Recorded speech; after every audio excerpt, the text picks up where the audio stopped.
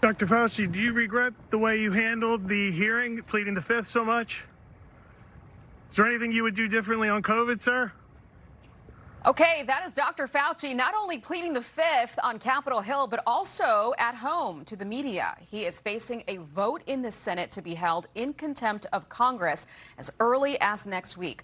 For more, let's bring in Florida Senator Rick Scott. He is joining me live right now. Hi, Senator. How are you doing? Yeah, I mean, it was so disappointing at the hearing this week where Fauci, who got this auto-pin pardon, so all he had to do was tell the truth and he couldn't get in any trouble. He didn't answer any questions. I mean, people need information. Why did he cover up that it was the Wuhan lab? Why did he cover up the gain of function? Why did he tell people you couldn't go to football games and take vaccines that we didn't have enough information about? Couldn't see their loved ones when they died. There are so many questions that people had and they wanted answering. Why was his diary? Why was he saying things in his diary completely different than what he was telling the public? So he's not a hero. He's clearly a villain. Well, you're right. A lot of Americans want accountability. And you had a powerful moment in this hearing this week where you were talking about how COVID affected your family. And as Dr. Fauci was pleading the fifth, I was watching social media, and so many Americans were sharing pictures of their grandparents that were behind a glass wall. They couldn't say goodbye to them.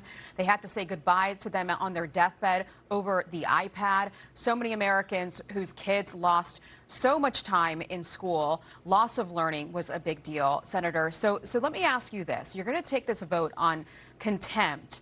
But there are legal experts out there that are saying that this is not going to lead to any criminal charges. So speak to those Americans out there that want accountability. What is the point of holding this man in contempt if it doesn't lead to anything? Well, I believe it's going to lead to something. I believe we're going to vote to hold him in contempt, and I believe justice is going to hold him accountable. I think the Department of Justice will hold him accountable. This guy, it's despicable what he did. So I actually believe he's going to be held accountable. Okay. That's what the American public wants. This is not a Republican-Democrat issue. They want accountability. Okay. I want to switch gears to the SAVE Act now. This is a top priority for President Trump, so much so that I believe he sent his chief of staff, Susie Wiles, to Capitol Hill this week. I don't know if you can confirm that for us, but you're among a group of senators, Republicans, that are demanding that Leader Thune cancel recess and make sure that the Senate stays in town to pass this SAVE Act. Have you personally spoken to Leader Thune yet about this, and what's he told you? Well, first off, being a leader is a tough job. I mean, and trying to bring people together, that's not easy. I ran for leader. I lost to John Thune. So it's a very hard job. But this is a bill that the public wants. They want voter ID. They want to make sure it's only American citizens voting. So we got to pull out all the stops. If we can't get rid of the filibuster, if we can't require people to do the filibuster, then we got to get it done through reconciliation, which only takes Republican votes. And that's what we're going to work on this week. Ron Johnson's the head of the Budget Committee as a result of my good friend Lindsey Graham passing away.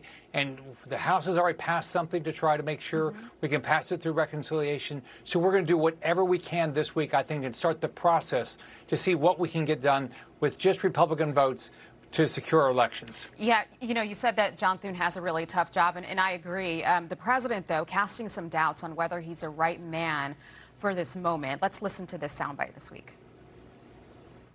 Do you think Senate Majority Leader John Thune, after the comments you heard regarding Save America and some other stuff, do you think he's still the man for the job? Well, we're going to find out, and I'll let you know. You think you can get this done? You think John Thune can get this done before the midterm elections? I think we have every reason to believe that we can pass something through reconciliation that will secure our elections. I think with that and the things that the Trump administration is already doing to try to make sure elections secure, I think we actually can get something done. But we'll see this week. I know there's a lot of people working hard on it. Okay, it looks like Senator Lindsey Graham's Russia sanctions bill is also held up a bit over some complaints that there are other things involved in this bill now, including new trade powers for the president. Some Democrats do not like that this is in the mix now. You just met with some Ukrainian drone commanders recently, so you see the job that they're doing out there, and you see how hard they're fighting back against Russia, how important this bill is. Is the tariff authority for the president worth putting in if it muddles this? Oh, absolutely. We've got to hold Putin accountable. We've got to hold Russia accountable. We shouldn't be buying oil. Our allies should not be buying oil, buying anything from Russia. Putin is a thug. He's killing women and children in Ukraine indiscriminately. But I brought in 2 Ukrainian commanders this week and just showed you what they can do with their drone technology. But really what they said, it's not so much the drone technology, is they're unbelievably well-trained drone operators. And that's what they bring to the table to help America, too. I mean, we have to understand that we have enemies. We're probably going to be at war the rest of our lives because there's people that want to destroy our way of life. Wow. Sir, you're on armed services, so I have to ask you if you've heard anything about this new reporting we're getting of this shrinking stockpile of our defense systems, the THAADs, the Patriot missiles that are being used in this Iran conflict. Have you been briefed on this? What can you tell us about it? Sure. I mean, the Trump administration has done exactly the opposite of what Biden and Obama did. They built up our stockpile of ammunition. But, you know, we always have to understand that we're at war and we're going to use these. But we're also building more. So they're very comfortable. My conversations with the Department of War is they're very comfortable. They have the resources they need. They have the ammunition they need. Unfortunately, we all have to understand that we have to defend. This country is worth defending. And so we're going to have to continue to work hard to build up our stockpiles so we can defend the freedom of this country and make sure Iran does not have a nuclear weapon.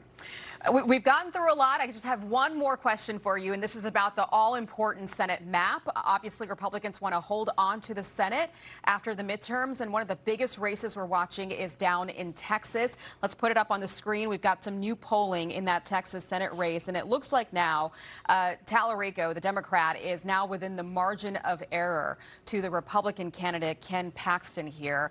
And we know that he has been outraising and outspending your Republican candidate. Why hasn't the GOP, sir, started spending more aggressively in that state, and should they? Well, they went through a tough primary. It's always hard when you go through a primary, but we're going to win in Texas. We're going to keep a majority in the House and the Senate, and the reason is that our message is better. Democrats are socialists. I mean, look at what just happened in Spain. They believe in open borders. You want open borders again? Nobody does. That's what the Democrat Party is. They want socialism. They want to destroy our economy. So that the Democrats have no message. We will win in this November. We'll win in Texas and around the country. But do you think that the GOP should start spending more money in that state? They're going to continue to spend more money. Okay. Paxton is going to win. Texas is not a state that believes in open borders and socialism. They believe in freedom and opportunity, and that's what Republicans stand for. Okay. Senator Scott, thank you so much for joining us on this Saturday. We'll see you back on the Hill, and maybe you guys will stick around until you can get some of these important bills through as the president would like to see it. Senator, thank you very much.